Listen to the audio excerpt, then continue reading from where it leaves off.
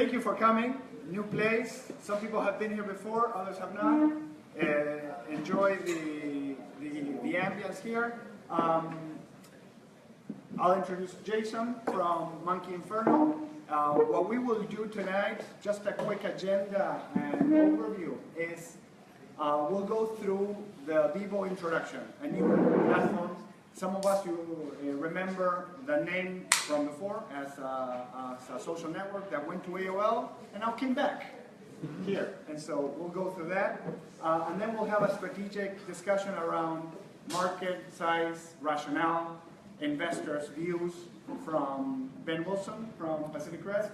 We were expecting Sarah, and Sarah, if you're at homesick, hello. And we'll get you here at a different time. And then we'll have Q&A roundtable. It's a small group.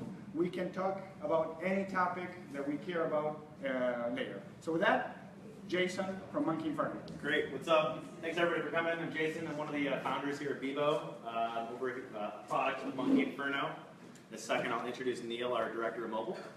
So a little bit about this place. I reached out to you maybe a month and a half ago. Just wanted to get to know you. You saw the space. This is a cool space. If any of you have really cool meetups on topics like this that have this kind of attendance, we'd love to have you do it here. So just putting that out there right now. This place is pretty interesting, just to let you know about it. Monkey Inferno, he mentioned that Bebo was bought and sold, and we bought it back. It was the big social network of Europe, took over Australia. Michael Birch sold it to AOL for about $850 million. Then Facebook went public and took over the world, and AOL did nothing with Bebo. And so then a few years later, we bought it back for $1 million. Michael Birch then started this place as his personal kind of idea lab, and he hired a bunch of former entrepreneurs like myself, a bunch of great engineers like Neil, some awesome designers, and then what we do is about every 8 weeks we churn out a new idea, and we will kind of go from 0 to 1 in the first 3 weeks with a product. We take it to the market and we just do rapid feedback, and we'll either kill the product right away or we'll double down on it. And sometimes we have products that'll just break out and get millions of users. Our last big product that did that was called Blab. It was a live streaming platform. Had about 4 million users when we shut it down. I don't know, raise your hand if any of you knew what Blab was, or did any of you? We had a couple hands, cool. We worked with Product Hunt. It was pretty big with the UFC, ESPN, a bunch of other big brands. That last product actually is what led to this product that we're about to talk about right now. And we're going to talk about it because we're hosting the space.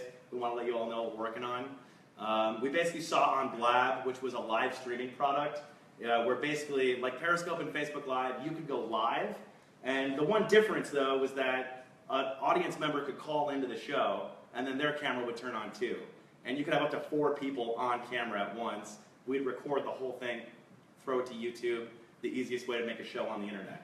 Turns out, though, 99% of our users didn't make shows. What they did do was they were basically people that met each other on another platform, oh, we're all friends from Periscope, or oh, we all use Meerkat, or we're all Twitch streamers, and our fans. And they would come and hang out on Blab, because Blab was, I guess, apparently a better community platform, and we didn't really realize that. And that's what we came to realize over time.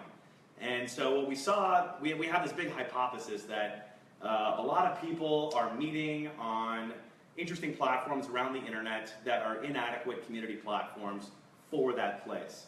And so that's what we set out to build with Bebo, is the home base for your community, given that your platform is not a great place for a community. And we're specifically building that for the Twitch world, because Twitch is the fastest growing, one of the most exciting media companies. They have a lot of just amateur streamers that are trying to make it big. Twitch itself is a very inadequate community product. If any of you, raise your hand if you use Twitch. Any of you? All right, 2 more people. All right, cool. Twitch basically video, crappy chat room. However, it's it's dominating television, TV watching hours. And so we're building a product to serve that community. Neil here is going to kind of take us through it. I'm going to talk about kind of how it's an open platform, bots, things like that. So that's the intro. Take it away, Neil. Sweet. Hey everyone, I'm Neil. Like Jason said, that's me. So yeah, I'm going to show you the product that we're making for communities. specifically we're going after like the Twitch market right now, but it didn't really start that way. It started as just this like stem cell of a community product that would work for everyone. And then after that, I'll show you the open source side of it because you guys are all builders, right? Oh, so yeah, okay. So then I'll show you kind of the SDK we built around this. That makes like kind of the center of the screen open source. So yeah, what you see here in the center is actually just a screenshot of our vision. I'll leave that there for now. But in the center is all open source. I'll get to that later. And then on the left is kind of like, a bunch of apps that you can do in your community. So do you still have rooms? Yep. these are, yeah. Rooms and apps? Yeah. The naming is like, I don't know what you guys have been told with the naming. So right now, are there apps, these? Or Yeah, rooms? so everything on the left is an app and it's completely open source. Yeah. Home is the first one you see. It's like an overview of your community, everything that's happening in there. You get a nice summary here. You can rename them. So this is actually a discussions one. Discussions is like forum type threads, but you can rename them. So this is like our bug one. It scrolls. And so It then doesn't scroll that much. That's a user can install their applications on the messaging on the left-hand side.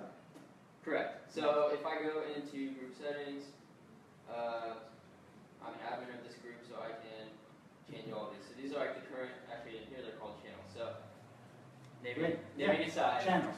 this is where you go to add channels to Well, your I mean, group. I So- see relevance to Slack, for example, a business environment. Mhm. This, of course, is not business related. Yeah.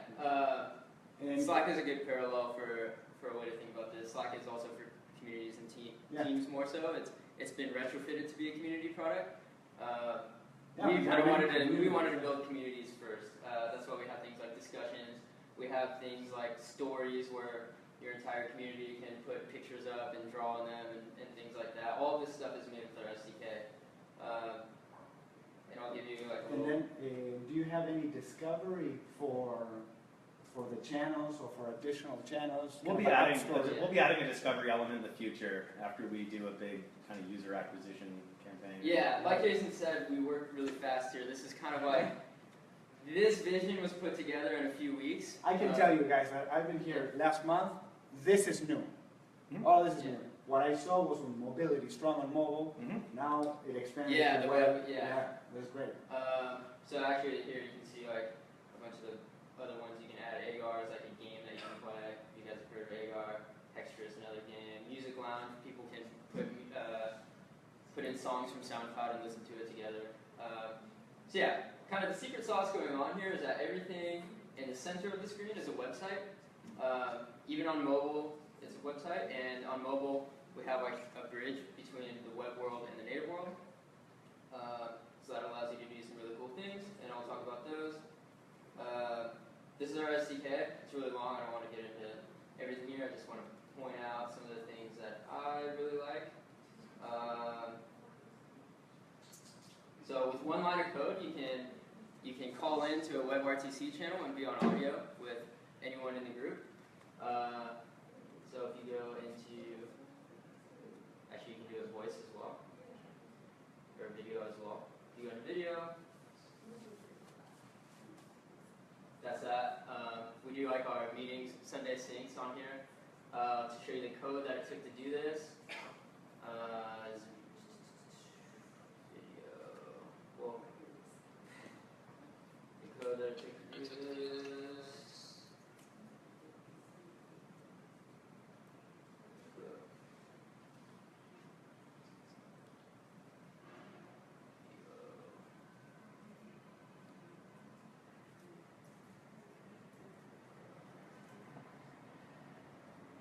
Is right here. It's just Bebo.live video on. That's all it takes to like on any platform, Android, iOS, web, to open a WebRTC channel and be on camera. So that's one of the things that we added in RCK. Another one that I use a lot is we have a WebSocket pipe open for everyone to use, so you can emit events and listen to events with one line of code as well. Any like JSON payloads you can send through. So I'll show you a demo of where that's used. Like I said, like Jason said, we're going after Twitch streamers. One thing that Twitch streamers really do a lot is put overlays on their video. And the way they do that is with this software called OBS, which basically takes a green screen and makes everything green transparent, and then everything not green shows up on their Twitch stream. So with the WebSocket portion of the SDK, I made a little like applause app. So a Twitch streamer could bring their community in here, and they could be streaming, and they say something funny, and their Twitch streamer, or the viewers press this button, and it's kind of like an applause that shows up on screen while streaming on Twitch. And again, this is just one line of code in the SDK. It's bebo.emit event. And Twitch doesn't have these capabilities. No. There are like a lot of the ones people use right now are like donations. They make a lot of money through donations, like more than you would ever imagine. And when someone donates, they'll put like an overlay on their screen for that. That's kind of a part of our future vision, is to like really make programmable video that people like you can come and build something, and it shows up in an interactive way on camera on Twitch. Because sort of our hypothesis is that Twitch-like services are kind of the future of TV, really. So we're doubling down on that. And then in the community, in this messaging environment, are there any automated capabilities around automated That's in the conversation? very, very near future. We are going to add like webhooks and things like that to react to third-party things that happen. Technically, you could do that already. We just want to make it easier, right? I mean, these are just websites. You can listen to any events. You can add your own. You can open up a WebSocket pipe anywhere. So what I'm thinking is automated responses, conversation, chatbots. Like one of the things that we're rolling out right now with this Twitch integration is that we will install a bot into the Twitch chat room, so that a bot will just alert all the people who are watching Twitch that there is indeed this community that they can go into. And like, if you're a fan of this Twitch channel, come join the Bebo group. This is where we hang out after the show. There's stuff to do there during the show, and it kind of creates this loop. And then people can also chat, send signals to the bot as well and make things happen on screen.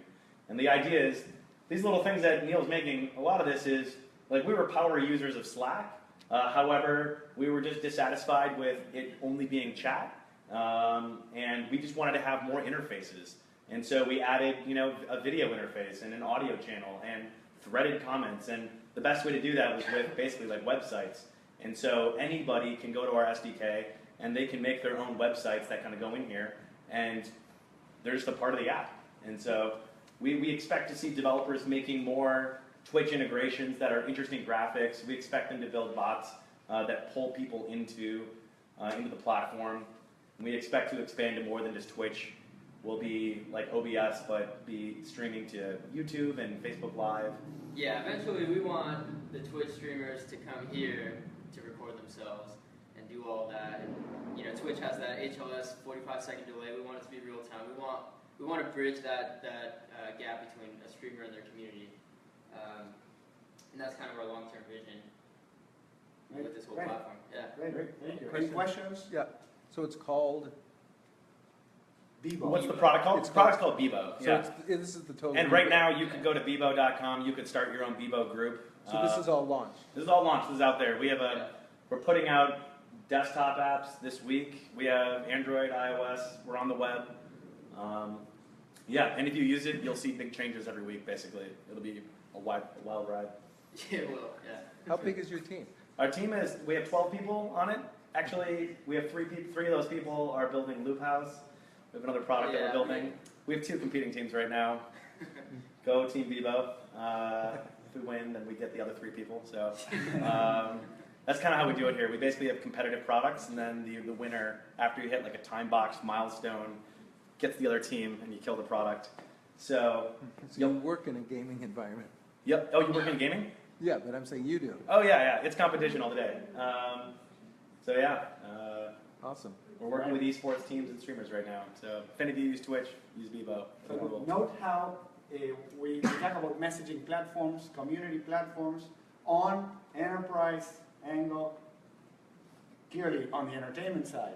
Very nation-specific, entertainment-based community and messaging platforms that will also allow for app discovery, development, and distribution. One of the reasons why we chose Twitch was just because very few products have used Twitch for distribution. Like we sort of always believe if you're going to build a product, you must have a big distribution hypothesis. Blab had a chatbot on Twitch, or on Slack, so when you logged into Blab, it would just you would log in with your Slack authorization, it would create a chat room that would send you notifications from Blab. Someone's live, there's a new show, come check it out. Yeah, only 2 hands went up when you said Twitch, right? Right. So I'm going to show you Twitch. We're using Twitch as a distribution where we're going to have graphics that go on screen and chatbots in all these rooms, and people will find out about our product that way.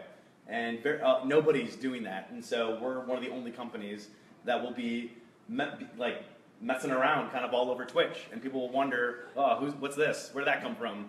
Here's a different thing. I'm going to go check that out. So there's our secrets. Don't take it.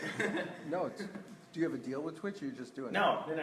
We're trying to make deals like specifically with the streamers, because these streamers are super like. You can just go up to an esports team and say, hey, here's $300, we'll buy your next ticket. And they'll just be like, oh my God, a company talked to me. And then they use your product and give you feedback. It's really great. You've probably seen the growth in esports and streaming, live players competing against themselves simultaneously. Blizzard just announced the first NFL-style esports league in America. It'll be all around the world for Overwatch. So look out for it. It'll be a 10-year project. You'll hear about it. So there you go. Right. That's what we do. Right. Any other question? Yeah. So how many users does Twitch have in US? Gosh, it's over 100 million daily It's active. very worldwide. Yeah. In US. I thought it's more Korea heavy. Is that not the case? Huh? I thought it's more Korea heavy, that 100 million. No. It's everywhere. It's- Honestly, it's 24/7. People stream as a full-time job, like 8 hours a day. 60 So whatever time you're up, like awake, you'll see a different like part of the world. It's like 60% of men under the age of 30 watch Twitch every day. Ta-da! Yeah, it's, I don't know, it's crazy. For a whole group of people, it's television. So why would Twitch allow that? Isn't that taking people off their site? No, because, first of all, when Twitch is being watched in Bebo, those are still views that go to Twitch. Twitch just has the media. That's all they have. I mean, we're a value add. We're going to be helping streamers succeed. We're going to be helping them build their audience, engage their audience. We're going to help them monetize their audience. And when people have that, value their audience more, they're going to feel like they're succeeding more on Twitch. And they'll just become more successful streamers. So if anything, we're a positive in the ecosystem. We're going to be doing the same thing with YouTube. We're going to be helping YouTubers, have more successful relationships with their audience. Is my answer to that, yeah. Would you mind, in the case of YouTube or Twitch, just for fun, because it's really new stuff here. For sure. Just make up or walk us through one fantasy use case. Okay. Fantasy use case would be I am a Twitch streamer. I play Hearthstone. I am also I have 1,000 subscribers and 30 people watch me every day. That's right now, nothing's happening to me. I go on Twitch. I see some comments fly by. That's life for me. In a world where I'm working with Bebo, it's different. I'm going to have a little banner on my Twitch profile that says, come join the community. During the show, I'm going to let people know, hey, by the way, we got some VIPs. They're hanging out in the community. That's where if you're all about this, come meet some of the other people. They'll be able to go into the community, maybe read some strategy guides that I have there, check out the forums, do some Q&A. I'm going to be then also, there'll be some, that stuff will be plugged into my stream, so when I do some awesome move, the fans will be giving me props, they'll be clicking a button, and icons will be flying on the screen, and everyone will feel like they're a part of it, and I'll be giving them shout-outs, and then someone will go into the music lounge and change the song, and everyone will hear the music playing, and I'll feel really good, and then after I'll be I'm going to go jump into Bebo, I'm going to hang out with all of you. I jump into the video lounge, and up to 8 of us can be on camera at once, with more people watching, and then I'll hang out with them. And then they'll all feel I'm not just a fan of Jason. Jason's my buddy. I know Jason. I get to go backstage with him. And then I'll say, go check out my swag shop. I have a store in my Bebo, because you know me so well, don't you want my shirt? And now suddenly that's way better than before when 1,000 streamers got some upvotes, but none of that other cool stuff was happening with my community. And that's just way more, then I'm addicted to Twitch now, so. And you think YouTube can follow pretty cleanly? Oh, for sure. I mean, it's the same thing. Yeah. Yeah, definitely. especially the live component. Business models to help the streamers sell merchandise? We don't really have a business model, but like I think it would be a platform business model. Like this is gonna be free. We want to get as much distribution as possible, and then it would be really like Chris Dixon at Andreessen Horowitz made this point, like joke that like it's really hard. It's like really easy to monetize, 100 million users. Like it's really hard to get 100 million users. We can think of 1 million. Like if we had 50 million daily active users, like we could become an ad network. We could do payments. App Store, like and on and on and on. So Platform play. Yeah. exactly. Yeah. Do you think Facebook Live is going to be? We'll be plugged into that. Yeah, that'll be one of our channels. Like we use the OBS can plug into Facebook Live, and we'll put graphics there too. So not a competitor. It's just another distribution. Great. Okay. Thank you. Thank you. Thanks a lot, Neil. Yeah. Ben, I want to introduce you. Kate, connect. Are you connected back there? I believe so. What do you think? Oh, if you, well, that might work better. I don't know. You have to get up. If you go on the guest network, you can just Pardon me. play it. Thanks, Jason. Yeah, thank you. Good job.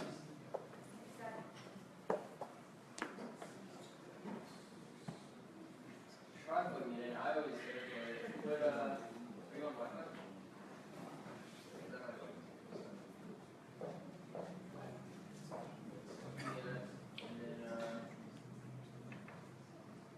That's at WheelsWire on Twitter. I'm at Jason Hitchcock.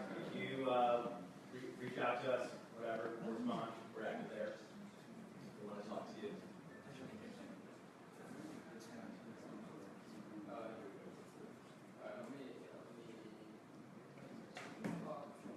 It's capital S, R-O-N-S, capital A,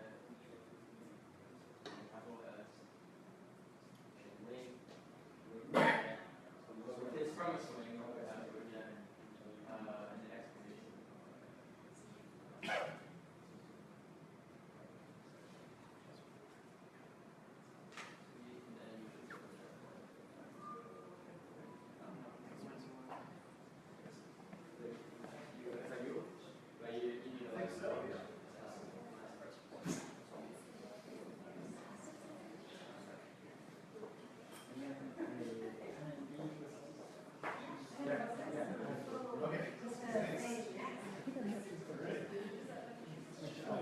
Great.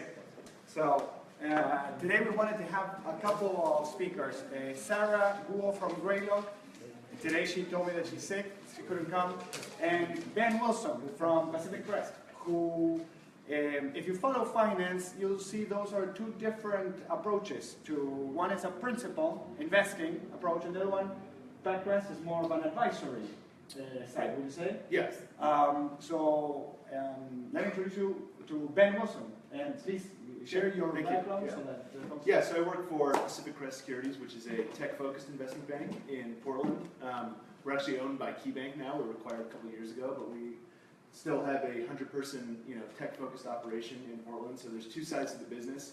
I work on the research side, so we essentially sell research to institutional investors like Fidelity, etc., and have a trading desk that executes trades for them. And then across the Chinese wall, we have our IPO and mergers and acquisition investment banking proper business. And so I do what's called emerging tech research, which is sort of looking at horizontal themes that are going to affect a number of companies, and that's where messaging and bots come in. Whereas other analysts will have sort of a defined list of companies like enterprise software, they'll cover Microsoft, Salesforce, etc. I look at sort of a broader theme and how that's going to affect a portfolio manager's sort of portfolio over the coming years. And that's not always an easy task when it's not something that's going to affect the upcoming quarter or there's not really clear evidence of a trend yet. So part of my purpose in coming here today is to sort of tell you how I'm telling the story around messaging and bots to an institutional investor audience, maybe get some more ammo for you or try to refine my message and spread the word about what I think is actually a pretty profound change in the way that we interact with compute. So go to the first slide there. So the point of this pretty crowded slide here is that changes in the way that we interact with compute are often years, if not decades in the making. So there's usually some sort of experimental initial product that is met with a lot of hype, but not very much usage, right? So I've got Xerox PARC up there with the desktop GUI, IBM Simon with the mobile touch interface. You know, that thing had a touch screen, connectivity, all the things you would expect from a smartphone, but couldn't really garner any usage. What tends to happen is they go into this period of what I'll call dormancy in development, where technology continues to mature, but usage doesn't really inflect. And then usually there's a champion or breakout product that leads to widespread adoption. So in the case of the GUI, that was the Mac, and then Windows 95 was sort of the mainstream manifestation of that. Obviously with mobile touch, you had the iPhone, and then now basically everyone on the planet is connected via a mobile phone. And so I view natural language processing as sort of the next thing to break out. And the Amazon Echo with Alexa may not be as clear of a breakout example as these other ones, but I think it's pretty close. And I think it, sort of counterintuitively is experiencing success because it is a constrained platform, right? Basically, the only way you use it is via voice. So it forces you to use natural language processing as a platform. And it also doesn't try to do everything, right? It does, play music, tell me the weather, etc. very well. So users don't have, they're not turned off from the experience when they first use it. Next slide, please. So why now for natural language processing? I think number one, you've got fertile mediums, right? Messaging is very widespread. Voice interfaces are starting to get more widespread. And in my view, monetization and development always follows where users are spending their time. So we heard it a minute ago. Yeah, exactly. So ability to understand, right? Computers are much better at understanding our intent now. And then ability to act. So machine learning has really made it much more likely that what a bot or a natural language processing platform brings back to you is the right sort of response that you're expecting. Next slide, please. So I like to think about gateways to monetization, right? This is how you monetize a user on the internet today. If you want to sell someone something, or generate advertising revenue, or charge device premiums, you are controlling one layer of those gateways on the left or more. So Amazon dominates e-commerce because they've got the best e-commerce app and the best e-commerce website. Facebook has the most widespread usage in their social platforms, therefore they dominate huge swaths of advertising. Likewise with Google, and Apple, obviously has a vertically integrated approach on the device level and the platform level to charge device premiums. Next slide, please. But those gateways are changing, right? So at the device level, now you've got voice as sort of an OS or a device level interface. The camera, which I'll talk about later, is increasingly becoming an input mechanism. Then at the platform level, you've got messaging and voice platforms sort of coexisting with app stores and browser and search. And then at the individual service level, you have what I call micro apps, web views, apps, or previous paradigms, and then bots now as a channel to monetization. And I think it's when you have shifts in these gateways, you can have sort of dramatic changes in who's able to monetize what, right? So Apple, not traditionally thought of as an advertising player, but if they make a significant inroad in messaging, they could start to generate some revenue there. Amazon obviously starting to generate some revenue from device sales, etc. So, and I think you're seeing Google with the Pixel, right, starting to move into trying to capture that high-end lucrative end of the market and change how their ownership of the gateway level. Next slide, please. So why is messaging a big deal, right? This is probably not news to you guys, but when I talk to institutional investors, what I try to tell them is that it removes the biggest hassles of apps, right? Logging in to every separate app, remembering your password, and then having separate siloed payment information associated with each app, and having an app install process that just generates friction toward getting at a service. Messaging, at least in the models that have proven successful so far, they bring payment and login infrastructure into the messaging platform, so you're dipping right out into a service and then right back into the medium. So, I mean, take Uber for example, right? If you're a new user to Uber, you are downloading the app, establishing a user account, entering payment information, and then eventually you can hail a ride, right? With the messaging platform, theoretically, all those steps except for the last one are cut out. You just are immediately interacting with the service. And then the numbers don't lie around messaging, right? When I put these stats together early in the year, messaging apps have doubled their US penetration in 18 months. Their retention is 5 times higher than regular applications. and the engagement is sort of off the charts, right? 5 times what a regular application is. Next slide, please. So obviously the most successful example. Then, Sorry, go ahead. engagement definition as Using the application, right? DAUs, because you don't specify the metric there. I believe that metric was actual launches of the application. Okay. So obviously the most successful example to date of messaging as sort of a gateway to commerce is WeChat, right? Dominant in China. And I think they've actually they've advanced their user base to a point that is beyond what we have in the United States today, right? They really are the nexus of any offline to online or in reverse transaction in China. And so one way to think about the opportunity in the United States around messaging is to look at how WeChat monetizes in China and then adjust that for US consumption. So you can see right now WeChat derives somewhere around $7 per user, but consumption in the US is 22 times what it is in China. And that would imply a messaging ARPU of $155 in the US, multiplied by 286 million internet users. That's a $45 billion TAM. And I actually think that could be understated because this is talking about a single player, right? In the US, we've got multiple players and much different kind of consumption habits than in China. I recommend, guys, you take a picture of this slide. This is important.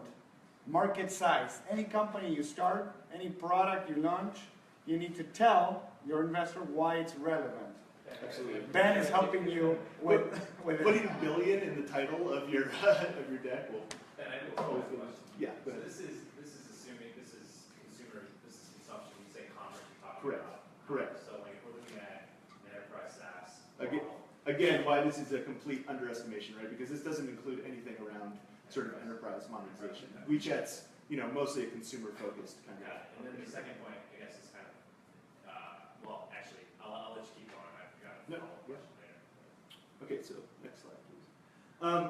Given this not only opportunity, but also the sort of existential threat to platform dominance that I think the shift to the messaging paradigm represents, it's not a surprise that all the internet giants are racing to enrich their messaging platform. So Facebook was out early, right? I mean, they had a bot store very early on, and they had inline interactivity very early on. Google and Apple have caught up significantly, though, right?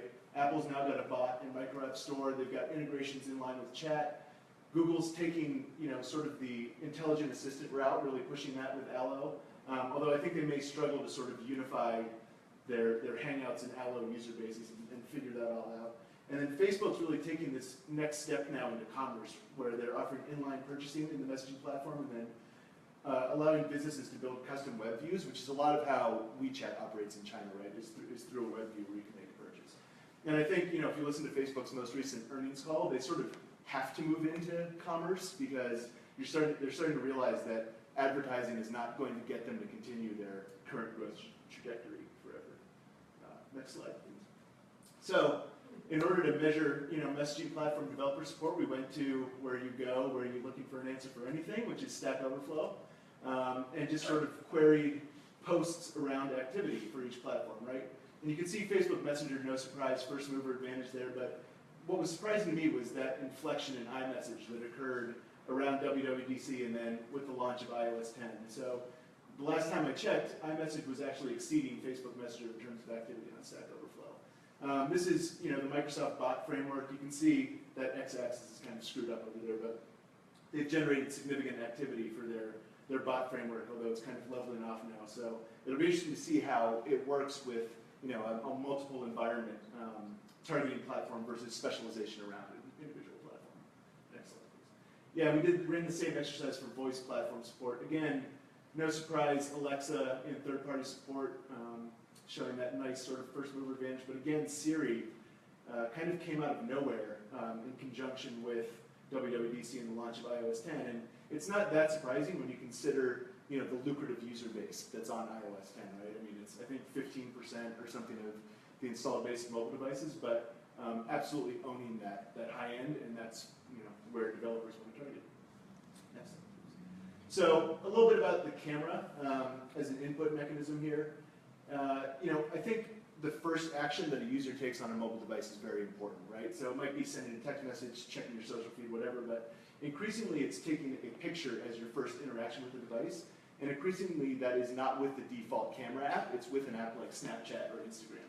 And I think Snapchat's working really hard to build sort of this ecosystem of monetization after someone takes a selfie, right? So if they go into a messaging experience, you can sell someone advertising, or Snapchat hasn't really towed the waters of bots quite yet, but you could certainly see paid content come into that realm of transactions. Snapchat Discover, right? Once you've taken a picture, you might watch something on Snapchat Discover, which is an advertising opportunity. And then this augmented reality lens concept. I mean, I don't know how much you guys have been keeping up with spectacles, but they are using their own sort of augmented reality platform to let you try on spectacles with a lens. And if you think about the commerce implications of that, they're pretty significant, right? I mean, if Gucci and other sort of fashion retailers executed on this virtual try-on model, that would be sort of a holy grail for them. So I wouldn't count Snapchat out as a platform, especially when it comes to augmented reality. I think they filed confidentially this week. That's what I hear. Yeah. So on to bots specifically, right? This is a quote from a Newsweek cover story, Why the Internet Will Fail, 1995. The truth is no online database will replace your daily newspaper, no CD-ROM can take the place of a competent teacher, and no computer network will change the way government works. I think that last one is particularly egregious after the results of last week. But anyway, moving on. So I do think it sort of betrays this, how difficult it is to see beyond the current paradigm when it's suiting you really, really well, right? Apps serve us really well today, but that doesn't mean that there's not a better route or a more convenient route to accessing services. So the point of this slide is really that existing apps and data stores are going to work with bots, right? And bots really represent an opportunity for these existing application players to expose themselves to these new mediums like voice and messaging. So if you're asking where you should eat tonight to a voice platform, OpenTable and Uber are probably going to be involved in picking your restaurant and getting you there. If you're in a sales meeting on Slack and looking for analytics on your revenue last month, Salesforce and Tableau could make a play there. But it's important to stress that if these companies are not out in front of kind of paying attention to these channels, there's room for disruption to their models, because what matters is what people are using. It doesn't matter what your data set is per se on the back end. If people really like using something, the data will coalesce around it eventually. So that's opportunity for all of you guys. Question. Yeah. Sorry.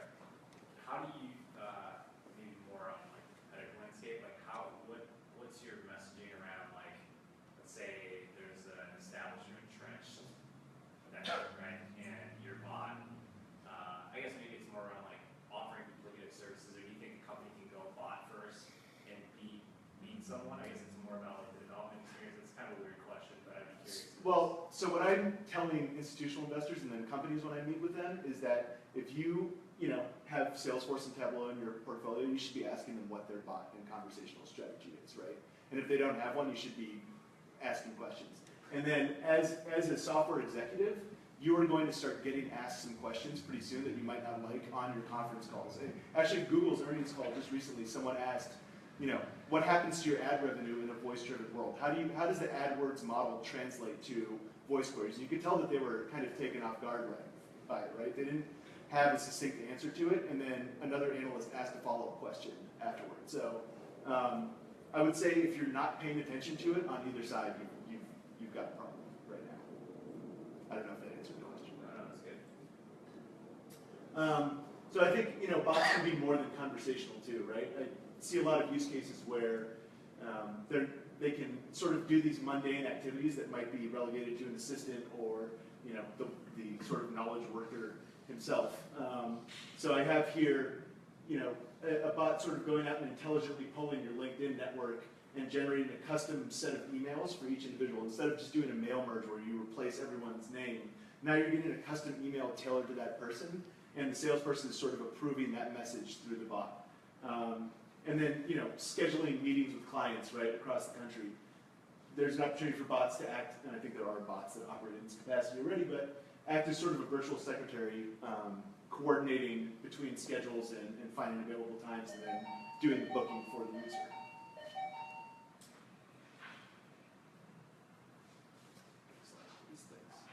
And then I think there's a big opportunity in commerce, as I sort of alluded to before, with what I'll call push bots. Right now commerce is a very pull-oriented activity, right? So you want to go shop for shoes or something. You go to Amazon, they might have some recommendations based on your past purchase history, but you are doing all of the curation yourself, essentially.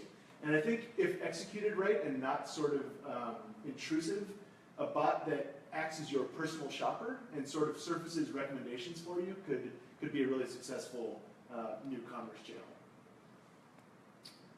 And so as we think about moving from an app world to a sort of post-app world, I think what the keys to success are going to change, right? So this is probably fairly obvious, but interface, a lot of companies have made a lot of money by having very slick touchscreen UIs, right? You're going to need a good conversational UI going forward. It used to be that if you had a proprietary vertical data set, you could experience success. You're going to need machine learning driven data sets now. I mean, I'll use Zillow as an example, right? So they've got very good vertical data for real estate, but they're not really in the game yet of giving you a highly tailored recommendation of you should go see this house on a Saturday, and they'll need to in the future to succeed, I think. And then how you acquire users is going to change, right? Right now if you spend a lot in app install ads and you've got a good app store rank, your SEO is on point, you will acquire users. But going forward, you need to think about what your messaging presence is, how you're placed in Alexa, Siri, and other sort of horizontal bots, and then your offline discovery, right? Are you using QR codes? Are you discoverable in offline businesses? Next slide, please. And so I think, as what it takes to succeed as an app changes, the underlying infrastructure is going to change too.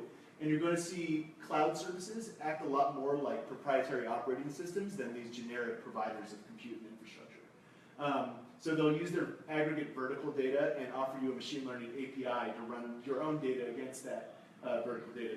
They'll do custom silicon to accelerate machine learning processes, etc. And I think this is in their interest, right? Because if you're just a commodity compute environment, it's very difficult to drive margins. And right now, these guys have really good margins that I'm sure they want to retain. And, it's happening already. Google Cloud won Evernote and Disney because of proprietary services on their platform. Adobe just aligned with Microsoft recently because ostensibly there was some unique capabilities in that platform that allowed them to do what they do. So I think going forward, you're going to see developers wrapping their axles more around specialized platforms that writing once and targeting generic. IBM is doing something similar with Watson. Healthcare, Yep, the absolutely. healthcare side. Yep, I was just at World of Watson a couple Who weeks is ago. with Watson? Who Who was is with Watson? Who was with Watson? You said who's doing a deal with Watson? No, IBM is doing the same as what Ben was explaining on their side Yep. with the Watson product. Oh, They're providing targeting yep, healthcare. a set of machine learning APIs for healthcare. Specific machine learning. Yeah. And so again, back to our friend Stack Overflow, looking at proprietary sort of cloud platform developer support. No surprise with AWS up top there, far and away kind of the leader, but there's been this inflection in Azure support that occurred around the beginning of 2015, and then Google's kind of just kicking around down there. I'm not sure exactly what is going on from a developer support perspective, but I think that will change at some point soon. The place where Google really does lead right now is in having a strong machine learning culture, and obviously TensorFlow is by far the most used machine learning framework, and that really could allow them to catch up pretty quickly. They just made a couple announcements today around some new machine learning APIs going into production, and some new leaders of that platform that I think are pretty exciting. Oh, and actually they have the AI experiment site. If you go, I think it's on Hacker News today, if you go look at it, but there's a really cool example where it'll prompt you to draw on your touchscreen a carrot, and as you're drawing the carrot, it will start guessing what it is until it locks on to that's a carrot, or draw a horse. And the cloud service keeps sort of prompting and suggesting what that might be, and it's shockingly accurate. So really exciting stuff going on.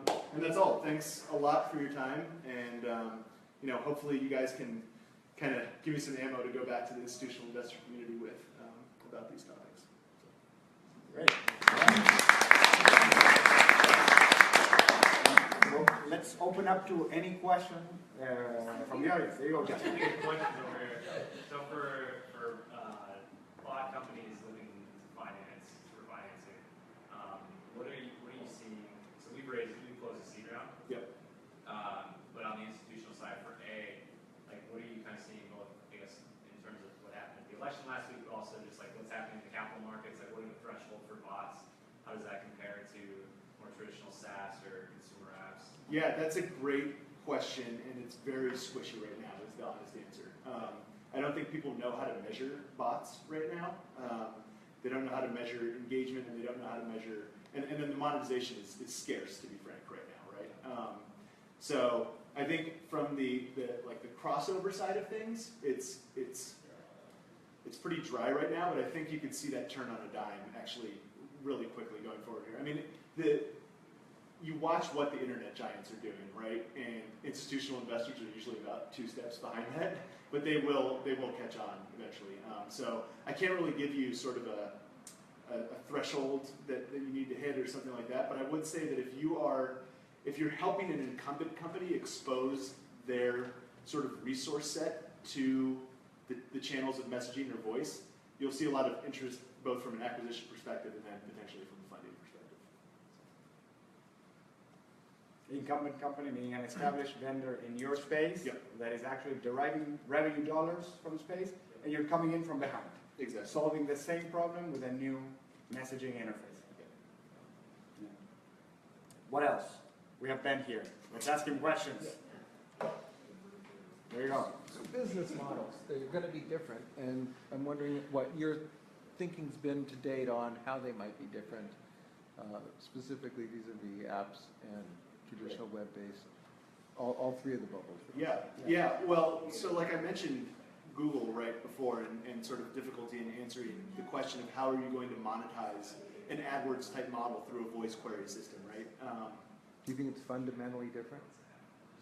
No, I don't actually, but I do think that there's room for new entrants to sort of, so for instance, if Apple now is owning your interaction with Siri, and you ask where should I eat pizza, like what's to stop them from having an ad network where they go out and do live bidding among pizza shops or whatever, and it brings back the top results. So I don't think it's a fundamentally different business model, but I do think that if you are good at executing on that interface, you have the potential to really take share from incumbents in a meaningful way.